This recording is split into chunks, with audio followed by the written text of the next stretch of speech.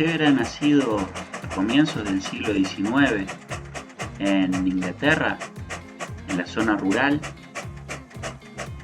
a la mañana al levantarse y mirar por la ventana, quizás hubiera visto este mismo paisaje.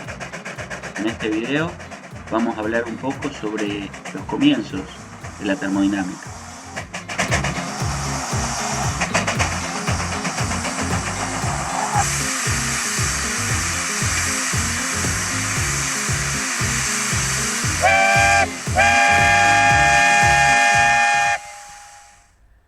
Al científico que le debemos el comienzo de la termodinámica como parte de la física es a Nicolas Sadi-Carnot.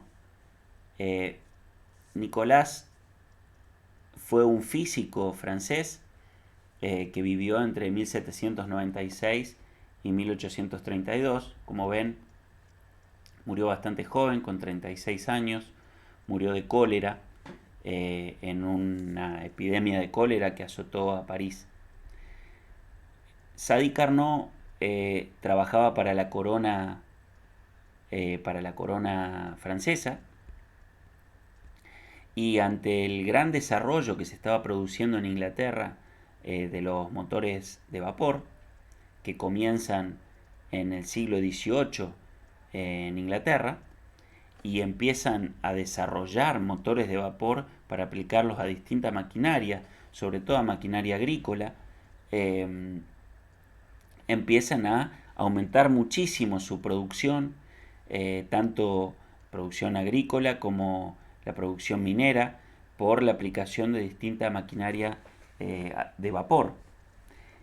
En Francia, al advertir esa gran diferencia que estaba haciendo Inglaterra, envían a uno de sus científicos que formaba parte del cuerpo militar de la corona francesa, lo envían a Inglaterra a tratar de entender cómo era que funcionaban y cómo optimizaban el funcionamiento de los motores de vapor en Inglaterra. En 1824, a su vuelta de su viaje a Inglaterra, publica el trabajo fundacional de toda la termodinámica moderna, que es Reflexiones sobre la potencia motriz del fuego. ¿Sí? En ese trabajo lo que hace es estudiar los motores de vapor ingleses y descubre que la eficiencia del motor aumenta mientras mayor es la diferencia entre la temperatura del vapor que opera en la máquina y la temperatura ambiente. Es decir, mientras más caliente esté ese vapor y mayor diferencia de temperatura tenga con la temperatura ambiente, mayor será la eficiencia del motor de vapor. Además, también indica que para que una máquina térmica produjera trabajo mecánico continuo, es necesario que intercambie calor entre dos fuentes, entre una fuente caliente y una fuente térmica fría. ¿Sí?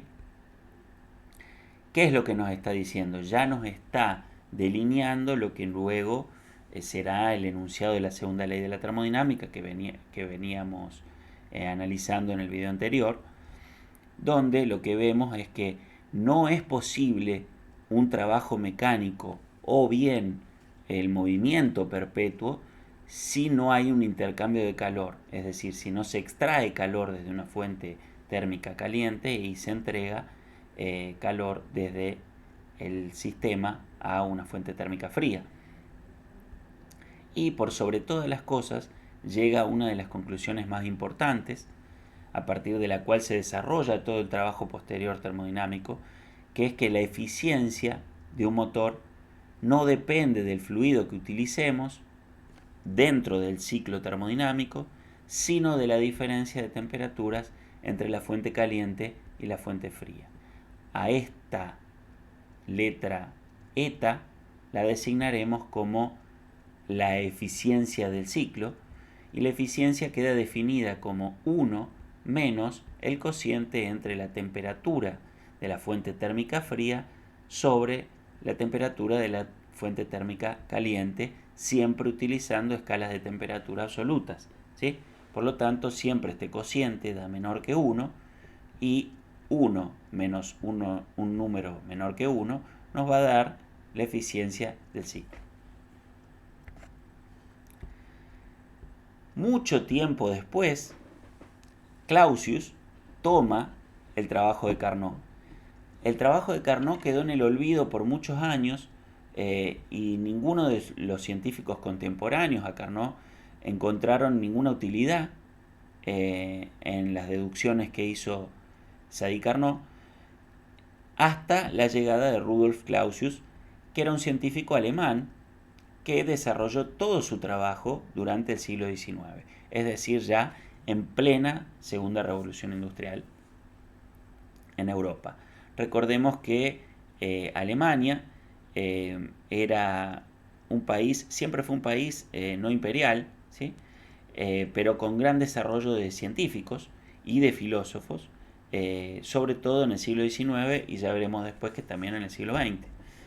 Clausius publicó su libro que se llama Sobre la fuerza motriz del calor, tomando las ideas de Carnot.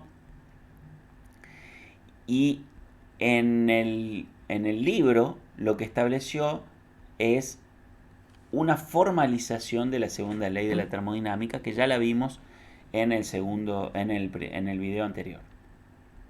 Lo que nos dice es que el calor no puede fluir espontáneamente de un cuerpo frío a uno caliente, o el enunciado final de Clausius de la segunda ley de la termodinámica, que es que no hay ninguna transformación termodinámica cuyo único efecto sea transferir calor de un foco frío a otro caliente.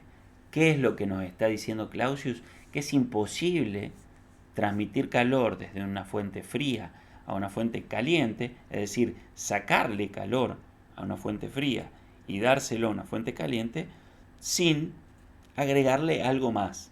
Es decir, no puede ser el único efecto, hay que agregarle algo más. Y ese algo más que le vamos a agregar es básicamente trabajo.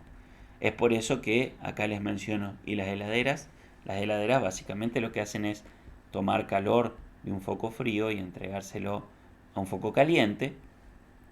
El foco frío es el interior de la heladera, el foco caliente es el aire que la circunda, pero que tomando trabajo, es decir, ¿cuál es el trabajo que toma la heladera? Bueno, por algo la enchufamos, porque tiene un motor que lo que hace es realizar trabajo sobre un determinado fluido.